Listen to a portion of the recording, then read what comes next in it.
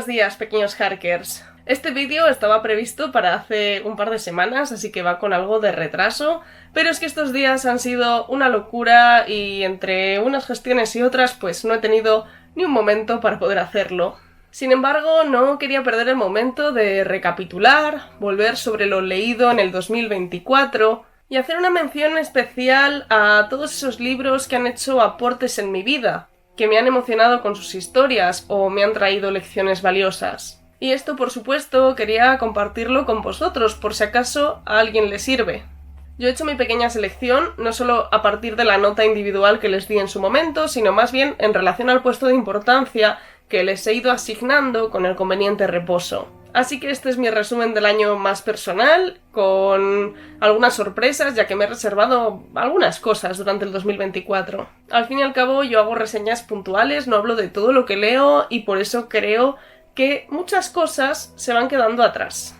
Así que no vamos a perder la oportunidad de rescatar algunos de estos libros. En el puesto número 10 de esta clasificación he elegido una lectura de principios de año, que si bien no es ni mucho menos la gran revelación literaria del año, pues era un libro que me hacía mucha ilusión tener, que compré en preventa y que leí el mismo día que me llegó. Se trata de El estrecho sendero entre deseos de Patrick Rothfuss. Algo que no he mencionado mucho en el canal es que soy muy fan de Rothfuss, por supuesto de su Crónica del asesino de reyes, eternamente inacabada. Así que volver a tener una nueva publicación en español del autor, pues a mí me llenó de ilusión. Ya que estábamos en sequía desde el 2014 cuando salió La música del silencio, que por cierto había sido el primer libro que había comprado y leído el mismo día de su publicación. Señalo esto porque yo soy una lectora muy paciente, además no soy especialmente lectora de novedades, no es una característica que me motive a la hora de elegir un libro. Así que bueno, estamos hablando de que yo este libro lo compré y leí con 14 años y este con 24. Para mí es casi media vida. Y me da igual cuánto tiempo pase, que el día que salgan Las puertas de piedra lo compraré y lo leeré instantáneamente. Yendo al meollo de la cuestión, El estrecho sendero entre deseos es una historieta de Bast, uno de los personajes de la Crónica del asesino de reyes, concretamente el asistente de Quoth, el protagonista de la saga. Bast es un ser fata de apariencia humana, lo que podríamos entender como una especie de fae, de criatura feérica. Y al parecer tiene un negocio extraño con los niños de la ciudad, en el que intercambia con ellos secretos y objetos especiales. Ocurre que un día Bast aceptará un regalo que es una trampa y pues traerá una serie de consecuencias curiosas. Antes de que lleguen los comentarios puntualizándolo, sé que no es una historia inédita. Ya se había publicado hace unos años un relato llamado El árbol del relámpago, donde se narraba esta historia, aunque de forma mucho menos extensa. Yo nunca lo he encontrado en español, así que no puedo decir si merecía la pena o no leer ese relato en vez de este libro. Sinceramente, en este libro no pasa gran cosa. Si habéis leído la saga y os gustó La música del silencio, pues desde luego que lo recomiendo. Es bastante mejor que La música del silencio, al menos es más tradicional. Pero si no, porque ni vais a entender nada ni os va a parecer gran cosa. A mí me llegó al corazón de esa forma en la que solo Rothfuss lo consigue. Y por eso ha estado en mi resumen, sin más. En el puesto número 9 está La desaparición de los rituales de Byung-Chul Han. Perdonadme si no lo pronuncio correctamente porque no tengo ni la más remota idea de fonéticas orientales. Aquí entramos en no ficción, que es una categoría que cuanto más mayor me hago, más me interesa. Este es un ensayo filosófico sobre los males del mundo moderno, centrándose en la perspectiva de que la desaparición de los rituales, que son algo repetitivo, seguro, cómodo, que hacemos con gente, que nos enfocan hacia la comunidad, que fortalecen los lazos y los vínculos, ha dado paso a una sociedad cada vez más narcisista y de consumo serial, en la que nada significa nada. Una sociedad que poco a poco nos está aislando a todos. La consecuencia de esto es un mundo lleno de personas con el foco puesto hacia el yo. Algo que por definición nos hace infelices y que es una herramienta perfecta para el neoliberalismo. Yo concuerdo bastante con el planteamiento del autor. Creo que estamos viviendo tiempos donde está normalizadísimo ser un individuo totalmente autocentrado, incapaz de vincularse auténticamente con nadie. Y esto tiene mucho que ver con lo enfermiza que es la vida que vivimos, sobre todo en las ciudades, y el valor simbólico y cultural que vamos dejando perder a favor de un sistema que a nosotros no nos beneficia en absoluto. Y es que cada vez los objetivos vitales de las personas son más y más superficiales e insignificantes. Yo creo que esto es una cuestión de perspectiva, pero yo creo que vivimos en un mundo que nos motiva mucho a ser totalmente egocéntricos, egoístas y mirar solo por nosotros mismos. Siento que es un mensaje inconsciente que está presente en todos los ambientes. Es cierto que Byung-Chul Han no es un autor muy propositivo. Él solo hace la crítica, la reflexión, saca conclusiones y las deja ahí. Pero bueno, a mí me hizo replantearme muchas cosas sobre este mundo de hoy que atenta contra nuestra felicidad de múltiples formas y que ha encontrado nuestro punto más débil, que es dejarnos solos, restarle valor a nuestros vínculos afectivos. Para mí fue una gran lectura y es un autor al que quiero seguir leyendo este año. Ahora vamos a continuar con algo muy distinto para el puesto número 8. Una novela gráfica llamada Lo que más me gusta son los monstruos, de Emil Ferris. No me voy a detener mucho en esta lectura porque ya hablé de ella en el vídeo de recomendaciones para Halloween y creo que es relativamente reciente en mi canal. Pero desgranando un poco esta obra de arte que tengo entre mis manos, esta novela es una especie de diario en forma de cómic de una niña un poco rara, un poco outsider llamada Karen, que habla de su mundo y de sus problemas, de sus amigos, de su familia. Es una niña que no encaja y que tiene una situación familiar compleja. El arte de este libro es una preciosidad, por cierto. Bastante divertido en algunas ocasiones, sobre todo al inicio. Y bueno, la historia es bastante inocente hasta que un día ocurre algo. Y es que la vecina de Karen aparece muerta en su casa. Se supone que ha sido un suicidio, pero hay muchas razones para pensar que quizás ha sido un asesinato. Y esto hace que Karen decida investigar por su cuenta y a su manera. El título se debe a que Karen dibuja a algunas de estas personas como monstruos clásicos de la Hammer y de Universal, ya que ella es muy fan de ese tipo de cine. La historia se va complicando, se va volviendo muy triste y a mí en lo personal me hizo sufrir mucho.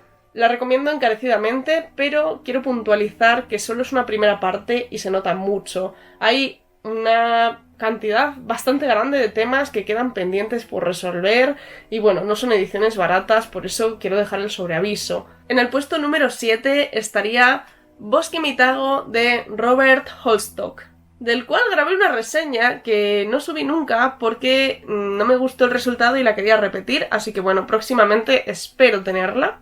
Y es que es una de estas historias que estoy convencida de que si no es más conocida es porque nunca se hizo una adaptación a película o serie, cosa imperdonable en la era visual en la que vivimos, pero es buenísima. Y sin querer desvelar mucho sobre la trama, diré que, bueno, se trata de un misterio familiar. En la novela nos cuentan lo que le sucedió a un hombre que se obsesionó por investigar un bosque cercano a una finca en la que pasaban los veranos con su familia, hasta el punto de perder absolutamente la cabeza. Años después, uno de sus hijos vuelve sobre sus escritos y parece ser que se deja también atrapar por esta locura, decidiendo internarse en el bosque en busca de algo. Será el hermano de este quien se acerque al misterio desde otra perspectiva, desatando los últimos nudos que entrelazan el misterio del bosque. Es una novela interesantísima que integra fantasía clásica y folclore celta desde perspectivas como el inconsciente colectivo y la construcción de los mitos. Plantea un viaje apasionante hacia el pasado y hacia el interior del hombre, y a mí personalmente me voló la cabeza. Quiero subir una reseña y terminar de hablar de este libro, así que de momento no voy a desvelar más detalles. El puesto número 6 lo ocupa Carcoma, de Laila Martínez, con el que tampoco me quiero explayar porque ya subí una reseña bastante completa. Pero bueno, es una novela de fantasmas que en realidad esconde una novela de terror social, inspirada en el conflicto entre dos familias, una de alta cuna y la otra bastante humilde, y de los rencores y traumas del pasado entre ambas. La perspectiva de la narración la aportan la abuela y la nieta de esta familia pobre, que viven en una casa habitada por fantasmas y por un mal profundo. y de la que no pueden huir. Es un recorrido histórico que llega a pasar incluso por la Guerra Civil Española, pero que se narra desde el presente, desde la actualidad. Está escrita de forma muy visceral, es una pasada en ese sentido, el estilo es maravilloso y además tiene elementos interesantísimos de folclore y brujería tradicional. Es una de estas novelas para devorar y yo os la recomiendo muchísimo. Y si os interesa, lo mejor es que veáis la reseña porque aquí estoy tratando de contar lo menos posible. El puesto número 5 es sin duda el más oscuro y cuestionable de todos. Se trata de un libro de no ficción que siempre había querido leer, pero que no existía hasta el momento. Y estoy hablando de To Hell and Back Again, My Black Metal Story, de Barbie Kernes. Ya sabéis, creador de Burzum y asesino confeso de Euronymous de Mayhem. Esta es la historia del nacimiento y la consagración del black metal desde el punto de vista del personaje más controvertido pero esencial del género. Según mi consideración, es el auténtico fundador del black metal, al menos es la persona que aportó tanto la base musical como filosófica y estética que ha llegado hasta nosotros a día de hoy. Es bastante habitual escuchar que Mayhem fueron los creadores del black metal, pero yo realmente diría que son los creadores de la propuesta del black metal, algo muy distinto, ya que prácticamente ninguna canción de Mayhem para mí termina de entrar en esa categoría. Más bien es una especie de death metal, algo más oscuro de lo habitual o algo más goticista. Sobre el tema de Vikernes, Mayhem y todo esto, pues hay muchas versiones para todos los gustos, pero una gran parte está fundamentada en el marketing que se quiso hacer alrededor de esto. Y es que todos hemos conocido esta idealización del black metal como el género más maligno del mundo, creado por las mentes más oscuras de Noruega, adoradores del diablo. Y bueno, claramente esto es una distorsión que ha sido muy conveniente, en la que colectivamente decidimos creer, porque a veces hay que sacrificar la realidad a favor de la fantasía.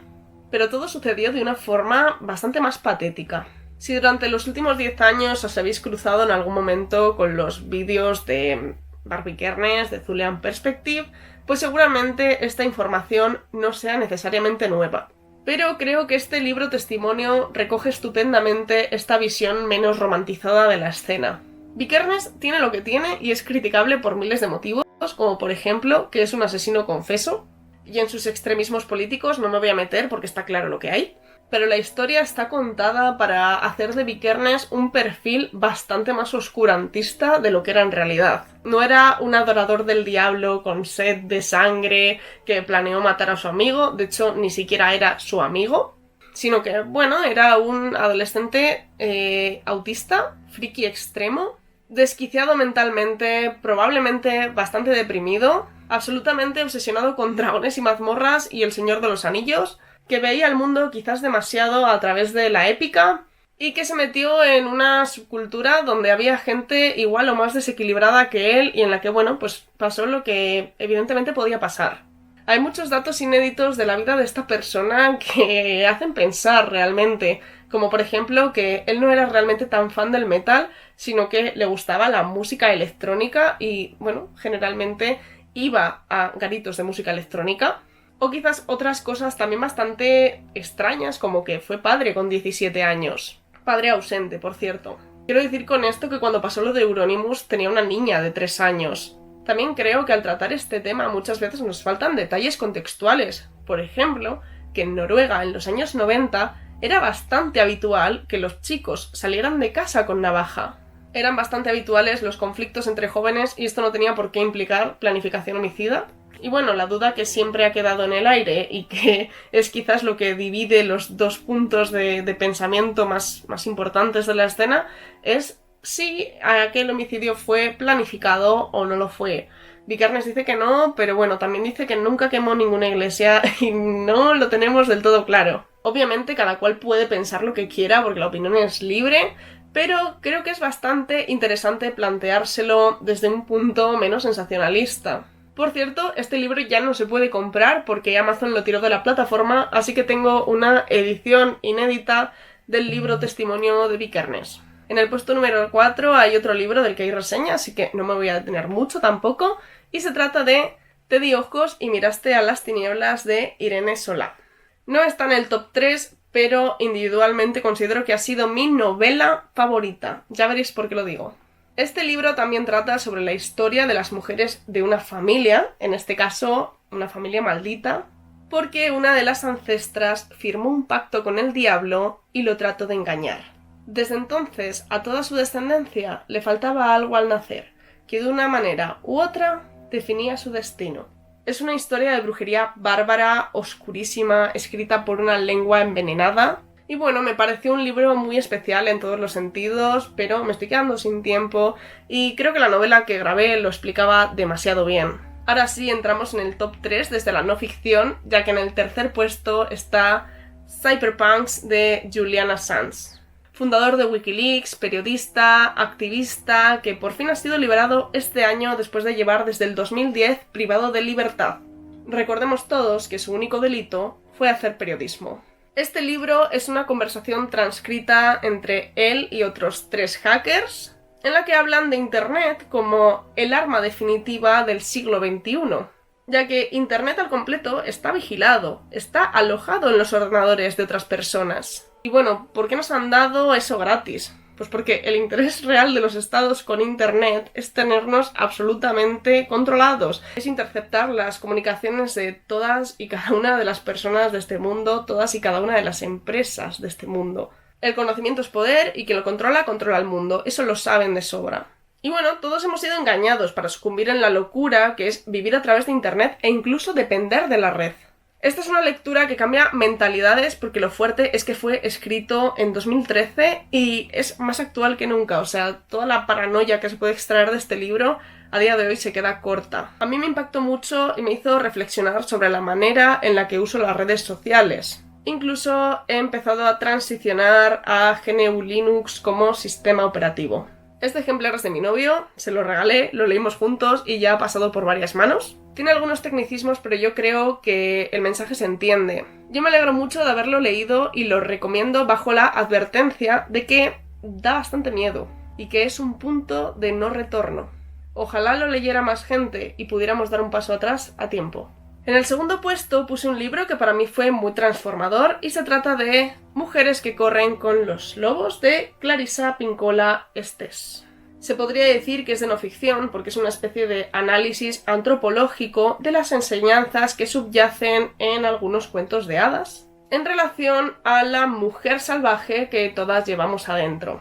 Es un libro con mucha sabiduría femenina en el que es fácil verse reflejada porque apunta a aspectos muy amplios de la existencia humana. Es difícil resumir el contenido porque realmente es extenso, pero no volverás a ver igual los cuentos. Sí que es verdad que es una obra que hay que leer muy poco a poco, pero que rezuma un profundo conocimiento ancestral. Perdón por esta interrupción tan brusca, pero ayer me quedé sin espacio cuando solo me faltaba grabar el puesto número 1 de las mejores lecturas de 2024. Y después de tantas maravillas que perfectamente cualquiera de ellas podría estar ocupando ese puesto, ¿qué puede haber en el número 1? Estoy segura de que si me seguís en Goodreads o en mis redes sociales, donde me llamo Mary Harker con _ al final, sabréis de qué voy a hablar ahora mismo. Y es que no podía ser otra cosa que la saga de El Señor de los Anillos de J.R.R. Tolkien. Lo sé, esto es trampa, no es uno, sino que son, bueno, pues 3 libros. Y es que para 2024 me puse un propósito lector muy concreto, que era leer la saga completa del Señor de los Anillos, cosa que llevaba muchísimos años queriendo hacer. Y sin ir más lejos, he de decir que terminé mi viaje por la Tierra Media el 31 de diciembre. Casi no llego. Evidentemente han sido lecturas que he ido haciendo de manera pausada a lo largo de todo el año y que la verdad es que me ha gustado mucho tener tan presente durante todo el 2024. Yo que además no soy lectora habitual de sagas, pues esto ha sido para mí todo un logro. Siempre he sido muy fan de las películas y ya había leído El Hobbit en un par de ocasiones, la primera vez hace más de 10 años, pero es que no me animaba a dar el paso a leer la saga. Era algo que llevaba posponiendo muchísimo tiempo. Os prometo que no me atrevía y esa era una espinita que tenía clavada y que por fin me he quitado. Intenté leer La Comunidad del Anillo demasiado pronto, como con unos 12 o 13 años, y la circunstancia en sí no fue muy favorecedora porque el libro era de la biblioteca de mi instituto. Lo empecé a leer casi a final de curso y prácticamente no me dio tiempo a llegar más allá de las primeras 100 páginas. Sobra decir que me supuso mucho esfuerzo, no conseguí terminarlo y siempre me he sentido un poco frustrada precisamente por esa situación. Sé que es una tontería, que tan solo fue una herida al ego y que ni siquiera tenía demasiado fundamento porque había razones de sobra para no haberlo podido leer entero. Pero en mi mente quedó como pues una lectura muy inaccesible, muy complicada. Y la realidad es que si hubiera esperado simplemente un año más o si hubiera tenido mi propio ejemplar, dudo mucho que hubiera tenido ningún tipo de problema. Y dejando de lado mis razones para haber pospuesto la gran obra de Tolkien tanto tiempo, pues vamos a hablar un poco más de los libros. ¿Qué puedo decir yo que no se haya dicho ya sobre Tolkien? Pues que estoy bastante segura de que es la mejor saga de fantasía de la historia y que sin ella no tendríamos tantísimas otras cosas. Tolkien dignificó el género y hizo que la fantasía dejase de verse tanto como un simple cuento para niños y pasara a ser algo también disfrutable para adultos. Leer su obra de excelencia incomparable es honrar su memoria. Y es que le debemos tanto. Creo que no voy a resumir la trama de estos libros porque es de sobra conocida, pero se podría resumir en que se trata del viaje con múltiples aventuras de una especie de compañía formada por diferentes criaturas mágicas de un mundo, digamos, encajado en la fantasía medieval. Hobbits, enanos, elfos, magos, cuyo objetivo general es custodiar al protagonista, que tiene la misión de destruir el anillo de poder. Es harto conocido que el autor bebió de la mitología de tipo nórdico para poder escribir estas historias. Es un mundo de fantasía muy rico, muy original, creado de tal manera que parece una propia mitología aparte. La obra de Tolkien fue amplísima, de hecho todavía se siguen sacando documentos inéditos escritos por el autor. En cuanto a las adaptaciones cinematográficas de Peter Jackson, ahora, a día de hoy, sí que puedo decir que me parecen excelentes. Me hubiera encantado leer El Señor de los Anillos antes de ver ninguna película de ese universo, porque en el fondo la estética que me imagino es bastante distinta, mucho más vibrante, más mágica, más azul, por alguna razón. Por cierto, quiero recalcar que con lo de las adaptaciones no me refiero en absoluto a las del Hobbit, que cuando se estrenaron a mí me gustaron porque era adolescente, pero cuando las he vuelto a ver me han resultado pésimas e intragables. Pero bueno, tanto en el caso del Hobbit como del Señor de los Anillos, está bien claro que los libros están a otro nivel. En lo personal, mi libro favorito ha sido Las dos torres. Una de las ideas en las que he ido pensando a lo largo de la lectura de la saga es que cada libro tiene un protagonista espiritual evidente. Y de hecho, esto se refleja en el carácter de todas las historias del libro. Por ejemplo, La Comunidad del Anillo es para Frodo y Sam, y tenemos muchísimo más de su mundo, tenemos personajes como Tom Bombadil, Valla de Oro, también aparecen los elfos. Es un libro como con una estética muy rural, muy verde. Las dos torres, por ejemplo, es el libro de Gandalf, y es un libro plagado de magia, donde también hay mucha presencia de su antagonista, Saruman. E incluso las dos torres vienen de alguna manera a reflejar la dualidad de la magia blanca y la magia negra. También es el libro en el que aparecen los Ents y el Bosque Viejo. Mientras que El Retorno del Rey, que es el libro más bélico, de hecho esto en la película es bastante más evidente, hay muchísima pelea, hay muchísima acción, pues evidentemente es el libro que tiene el carácter de Aragorn. Y aparte de batallas, tenemos conflictos políticos en la Tierra Media, Rohan, Gondor, sus gobiernos, la Marca, a Faramir, que es un personaje muy maltratado, que de alguna manera me parece que se contrapone a la figura de Aragorn. También tenemos toda la trama de Éowyn y la destrucción del anillo. Un libro en el fondo plagado de historias de caballeros. Incluso todo lo que pasa en la comarca cuando los hobbits regresan es muy belicista. Y cómo olvidar, por supuesto, las personas en las que se acaban convirtiendo Pippin y Merry. En definitiva, son libros lentos, son libros densos, pero no son libros difíciles y merecen muchísimo la pena. Uno de mis intereses específicos en el universo de Tolkien es la etimología y cómo jugó un papel fundamental en la construcción de la historia. Yo siempre había escuchado hablar de esto, pero pensaba que se referían simplemente a la adecuación de Tolkien a la hora de elegir los nombres perfectos para cada personaje, lugar. Pero lo que sabe mucha menos gente es que Tolkien primero escribió las palabras y luego escribió los libros, y que lo primero que existió en su universo artístico fue la palabra hobbit, un término que se le ocurrió mientras corregía unos exámenes y se encontró uno en blanco, y con el que decidió hacer un juego. Buscó las palabras en el diccionario que podrían estar al lado de hobbit y con eso hizo una lista de características para un personaje que estaba empezando a inventar. Se encontró, por ejemplo, con la palabra hob, que provenía del bajo alemán y que significaba colina. Hob también viene a significar agujero y un hob también es un tipo de espíritu en algunas mitologías. De hecho, un espíritu férico, una especie de hada o de elfo. Siguiendo con esta tendencia, encontró palabras que también significaban imberbe, medio hombre. Y de Hobnob, Hobbyhorse y de Hobel decidió que a los hobbits les gusta la bebida y la comida en abundancia, que les gustan los bailes y las fiestas y que sienten una inclinación natural hacia las adivinanzas. De Hobnail decidió que también eran criaturas rústicas. Y podría señalar muchísimas otras acepciones, pero creo que detenerme en ello sería excederme.